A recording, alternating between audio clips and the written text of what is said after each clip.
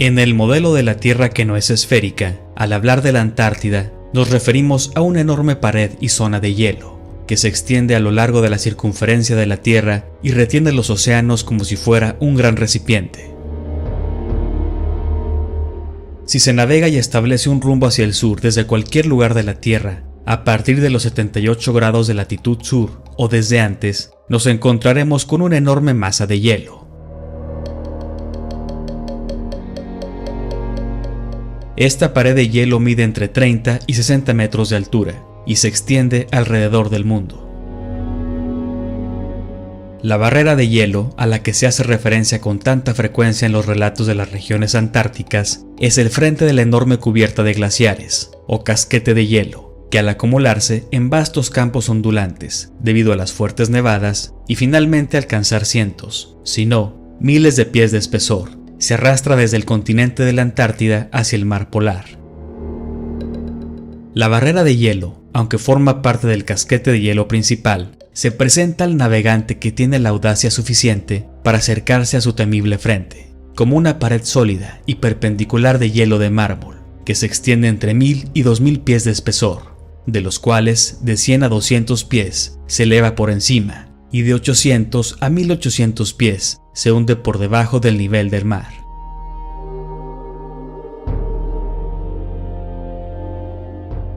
Referente al modelo plano, cuyo centro superficial está inmediatamente debajo de la estrella llamada Polaris, y cuyos extremos están limitados por una vasta región de hielo, agua y masas irregulares de tierra. Todo termina en niebla y oscuridad, donde la nieve y el granizo torrencial, el aguanieve penetrante, los vientos bulliciosos, las tormentas aullantes, las olas que se elevan enloquecidamente y los icebergs que chocan son casi constantes. Según esta versión y modelo del mundo, la Antártida no es el pequeño continente de hielo que se encuentra confinado en la parte de abajo del globo de los astrónomos, sino más bien, la Antártida rodea todos los continentes y actúa como una barrera que sostiene los océanos. Pero hay aún muchos misterios relacionados a este tema, que no tienen respuesta para la mayoría de los que vivimos en este mundo. ¿Hasta dónde se extiende el hielo? ¿Cómo termina? ¿Y lo que existe más allá? Son preguntas a las que ninguna experiencia humana actual puede responder. Todo lo que sabemos es que prevalecen la nieve y el granizo, los vientos aulladores y las tormentas y huracanes indescriptibles, y que en todas las direcciones el ingreso humano está bloqueado por escarpes abiertos de hielo perpetuo, que se extienden más allá de lo que el ojo o el telescopio pueden penetrar y se pierden en la penumbra y la oscuridad. Antes de llegar al muro de hielo de la Antártida, navegando por los cada vez más agitados océanos del sur, los exploradores, según lo que describen, se encuentran con las noches más largas, oscuras y frías, y con los mares y tormentas más peligrosos de la Tierra. Vasco da Gama, un explorador portugués de principios del siglo XVI de los mares del sur, escribió: «Las olas se elevan como montañas en altura, los barcos se elevan hasta las nubes y aparentemente son precipitados por remolinos circulares al lecho del océano. Los vientos son de un frío penetrante y tan bulliciosos que rara vez se puede oír la voz del piloto, mientras que una oscuridad lúgubre y casi continua aumenta enormemente el peligro». En el modelo oficial de la Tierra, la Antártida es un continente de hielo que cubre la parte inferior de la esfera, desde los 78 grados de latitud sur hasta los 90 grados. Por lo tanto, no tiene más de 100.000 millas o 16.000 kilómetros de circunferencia. En 1773, el capitán James Cook se convirtió en el primer explorador moderno que se sabe que atravesó el círculo polar antártico y alcanzó la barrera de hielo. Durante 3 viajes, que duraron 3 años y 8 días, el capitán Cook y la tripulación navegaron más de 60.000 millas o 100.000 kilómetros a lo largo de la costa antártica y nunca encontraron una entrada o un camino más allá de la enorme pared glacial. El capitán Cook escribió: «El hielo se extendía hacia el este y el oeste mucho más allá del alcance de nuestra vista, mientras que la mitad sur del horizonte estaba iluminada por rayos de luz que se reflejaban en el hielo a una altura considerable. De hecho, era mi opinión que este hielo se extiende hasta el polo, o tal vez se une a alguna tierra a la que se ha fijado desde la creación.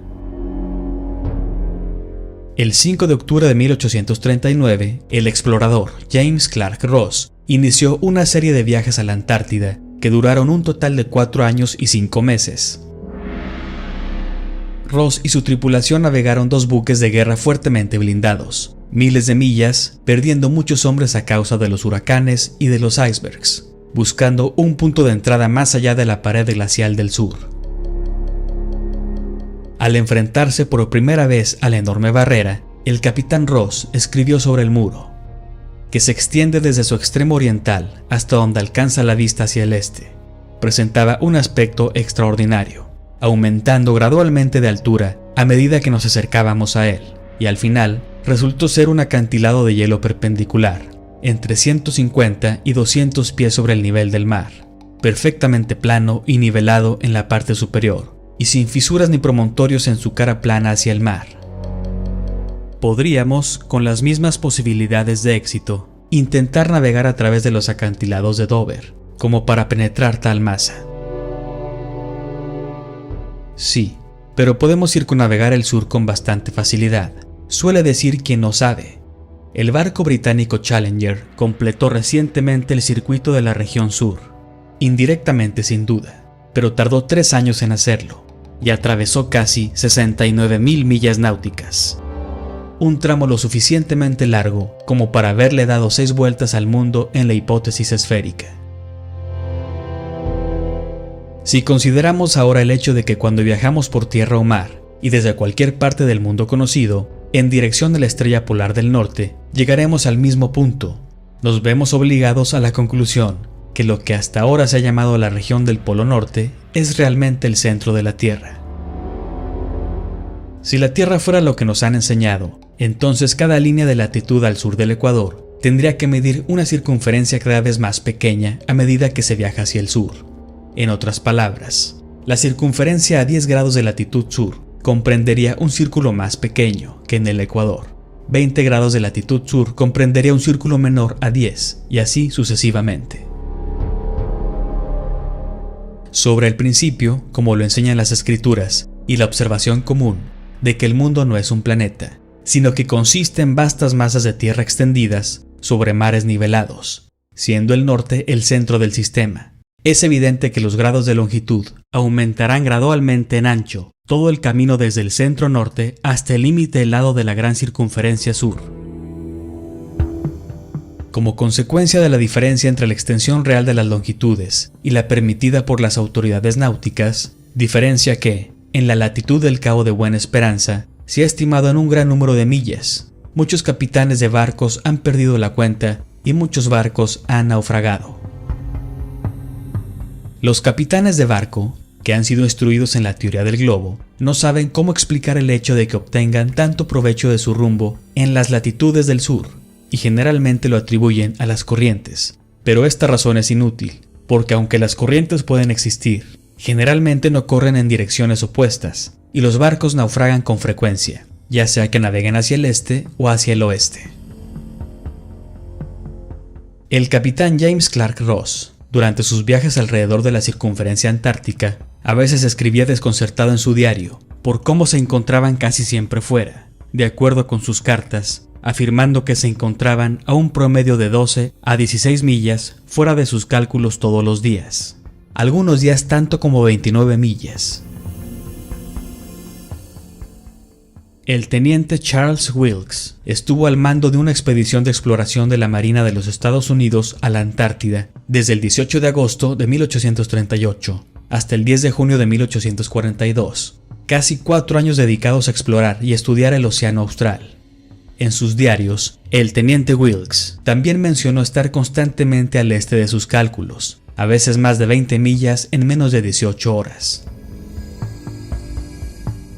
Los comandantes de estas diversas expediciones eran, por supuesto, con su educación y creencia en la esfericidad de la Tierra, incapaces de concebir otra causa para las diferencias entre los resultados del registro y el cronómetro que la existencia de corrientes. Pero un simple hecho es totalmente fatal para tal explicación, a saber, que cuando la ruta tomada es al este o al oeste, se experimentan los mismos resultados. La conclusión es una necesidad, forzada por la suma de la evidencia reunida, de que los grados de longitud en cualquier latitud surdada son mayores que los grados en cualquier latitud más cercana al centro norte, probando así el hecho ya más que suficientemente demostrado del plano donde vivimos, que tiene un centro norte, en relación al cual los grados de latitud son concéntricos, y del cual los grados de longitud son líneas divergentes, aumentando continuamente su distancia entre sí a medida que se prolongan hacia la gran circunferencia austral glacial. Con datos puramente prácticos, al margen de cualquier teoría, se puede demostrar que el mundo diverge a medida que nos acercamos al sur, y no converge, como sucedería en un globo terráqueo. Muchos preguntan, ¿por qué no puede simplemente ir y explorar el borde de la Tierra? Porque existe un tratado antártico, firmado en 1959, entrando en vigencia en 1961. El Tratado Antártico, con más de 50 países, prohíbe todos los viajes y exploraciones independientes a la Antártida. Solo se visitan unas partes específicas de la Antártida, con previo permiso y en algunos tours que son muy caros, organizados solo por algunas empresas autorizadas. La realidad es que nadie puede ir libremente a la Antártida. Hay vigilancia militar constante, tanto en el Polo Norte como en la Antártida. No sabemos qué secretos estén ocultos, ya que no se puede pasar por aire o mar, según informes de pilotos y capitanes a los que se les impidió el paso, y fueron escoltados de regreso. Veamos cómo se ve la Antártida o Polo Sur en Google Earth.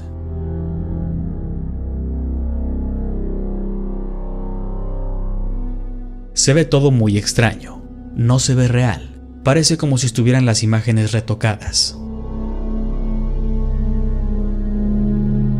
Esta es la representación de Google Earth de la estación Scott Amundsen del Polo Sur. Y aquí es cuando nos preguntamos, ¿por qué? ¿Por qué no se nos permite ver la Antártida tal como es? Y los océanos tal como son. ¿Por qué no podemos ver la cubierta de hielo real? O la falta de cubierta de hielo, o las ensenadas, o los paisajes. Al parecer no se nos muestra una parte o gran parte de la Tierra. ¿Cuánto será lo que se oculta? Por lo que vemos, la Antártida no es lo que creemos que es, y tampoco es lo que nos muestran que es. ¿Hasta dónde se extiende el hielo antártico? ¿Existe un límite? ¿Qué hay más allá de la Antártida? ¿Existen más tierras o continentes? ¿Qué opinas sobre este tema?